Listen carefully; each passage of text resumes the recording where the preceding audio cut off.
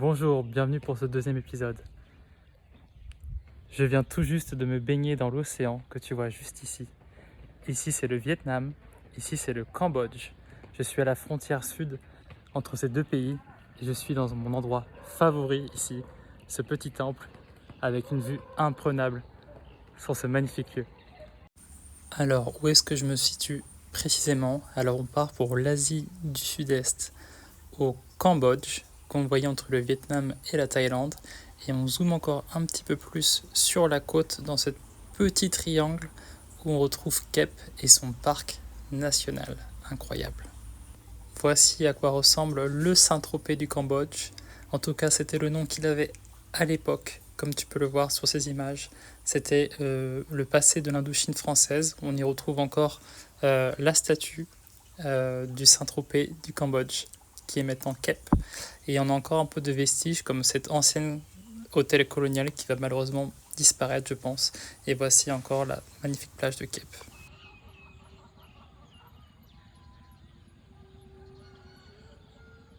Je t'ai laissé avec ce petit coucher de soleil et ces petits sons. Maintenant, je te montre une boulangerie française. Donc, il y a encore des vestiges français ici.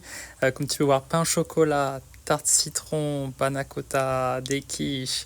On y retrouve des chips de Bretagne et même de la moutarde de Dijon, plein de produits de France. Donc, c'est possible de manger français ici. Me voici par exemple en train de manger mon petit pain au chocolat.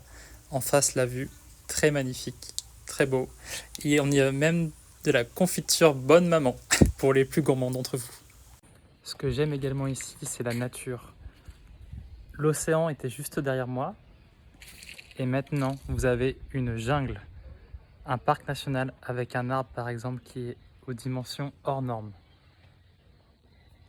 La nature ici est incroyable. C'est la région la moins peuplée du Cambodge. On y retrouve des magnifiques rizières, magnifiques maisons traditionnelles et bien sûr toujours face à la mer. C'est un cadre incroyable.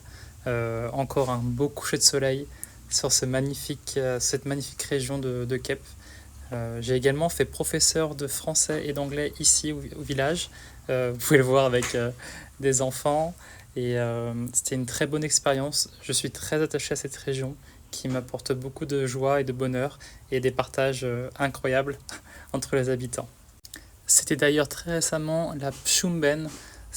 C'est comme un peu le Noël de France où les familles se retrouvent, mangent ensemble, célèbrent et vont au temple prier, comme nous allons par exemple à l'église prier ou à n'importe quel temple. Donc c'est un moment de partage, de communion et aussi un moment où les moines par exemple bénissent la nourriture.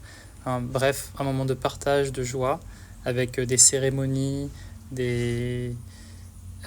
vraiment une différente culture qu'on peut éprouver en Asie avec joie. Merci beaucoup et je te laisse avec ce magnifique coucher de soleil. À la prochaine.